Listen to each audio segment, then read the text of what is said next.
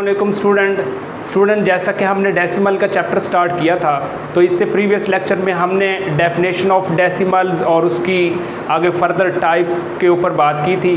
तो आज हम उनके रिलेटेड एग्जांपल्स करेंगे कुछ, और कुछ रूल्स पढ़ेंगे कि रैशनल नंबर को विदाउट सॉल्व किए हम बता सकते हैं कि टर्मिनेटिंग डेसिमल कौन से होते हैं और नॉन टर्मिनेटिंग डेसिमल कौन से होते हैं। तो एंड पे स्टूडेंट लेक्चर के हम अप्रॉक्सीमेट वैल्यू का कॉन्सेप्ट पढ़ेंगे, जिसमें राउंड ऑफ आएगा और डेसिमल्स नंबर जो होंगे उनको हम 2 और 3 डेसिमल प्लेसेस या उससे फर्दर जो आगे डेसिमल प्लेसेस को हम राउंड ऑफ करके वैल्यूज़ को लिखेंगे। तो सबसे पहले हम डेसिमल प्रीवियस लेक्चर को हम थोड़ा ओवरव्यू करते हैं स्टूडेंट। डेसिमल का कॉन्सेप्ट हमने पढ़ा था, a number with a decimal point is called decimals. तो इसको फर्दर 2 टाइप्स में डिवाइड किया जाता है, terminating decimals and non terminating decimal. Student terminating decimals वो वाली होती हैं जिसमें आफ्टर द डेसिमल पॉइंट्स जो नंबर्स होते हैं वो फाइनाइट्स होते हैं, और नॉन टर्मिनेटिंग डेसिमल में student after the decimal points जो नंबर्स होते हैं वो इनफाइनाइट होते हैं, उनकी हद बंदी नहीं होती, वो चलते रहते हैं आफ्टर द डेसिमल पॉइंट्स। तो स्टूडेंट ये 2 एग्जांपल्स हैं। जो फर्स्ट वन जो है वो है टर्मिनेटिंग डेसिमल्स की। तो इसमें स्टूडेंट देखें आफ्टर द डेसिमल पॉइंट्स जो नंबर हैं वो टर्मिनेट हो गए हैं, वैल्यूज़ एंड हो गई हैं। 7 को 8 पे डिवाइड करेंगे तो ये प्रोसीजर सारा करेंगे, 8 8 64 आ जाएगा स्टूडेंट। यहाँ से 6 आएगा, 0 लगाएंगे, और 8 7 56 और देन 4 आ जाएगा, 8 5 40, और ये टर्मिनेट हो गई है, तो इसको टर्मिनेटिव फ्रैक्शन कहेंगे। सेकंड जौन सी है स्टूडेंट 1/3, 1 को अंदर रखेंगे, 3 पे डिवाइड करेंगे, छोटी वैल्यू है 0 लगाएंगे और पॉइंट लगाएंगे स्टूडेंट, और 3 3 9, और यहाँ पे 1 आ जाएगा, और अगेन 0 लगाएंगे, 3 3 9 स्टूडेंट। देखें ये चलती जा रही है आफ्टर द डेसिमल पॉइंट, ये वैल्यूज़ चलती जा रही हैं, टर्मिनेट नहीं हो रही, तो इसको हम नॉन टर्मिनेटिंग कहेंगे। नेक्स्ट है स्टूडेंट जो नॉन टर्मिनेटिंग डेसिमल होती है उसको फर्दर 2 टाइप्स में डिवाइड करते हैं, एक होती है रिपीटेड डेसिमल और एक होती है non repeated decimal. Repeated decimal points के बाद वैल्यूज़ एक तसलसल के साथ रिपीट होती रहती है, नॉन रिपीटेड में वैल्यूज़ चेंज होती रहती है, तो नॉन रिपीटेड डेसिमल दूंगी। तो रूल है, rule to test given rational number is terminating or not. Student हम without solving the rational number बता सकते हैं कि ये टर्मिनेटिंग होगी या नॉन टर्मिनेटिंग होगी।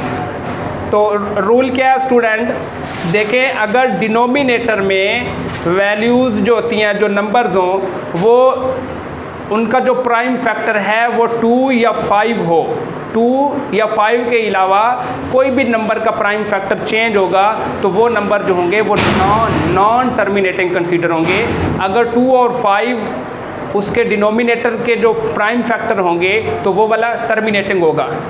फॉर एग्जांपल जैसे इसका डिनोमिनेटर 8 है, तो 8 का जो प्राइम फैक्टर है वो स्टूडेंट 2 2 और ये 2, तो इसके प्राइम फैक्टर 2 है, तो 8 जो है वो टर्मिनेटिंग फ्रैक्शन है, 1/8 इज़ अ टर्मिनेटिंग फ्रैक्शन। 2/25 इसमें जो 25 है इसमें भी 5 और 5 स्टूडेंट, तो इसका प्राइम फैक्टर भी 5 है, तो ये भी टर्मिनेटिंग है, नॉन टर्मिनेटिंग। 1/3 है, इसका प्राइम फैक्टर 3 है, ये अदर देन 2 और 5 आ गया, तो this is the non terminating. और -2/11 11 भी जो है वो भी उसका प्राइम फैक्टर 2 और 5 नहीं आता, ये भी नॉन टर्मिनेटिंग होगी।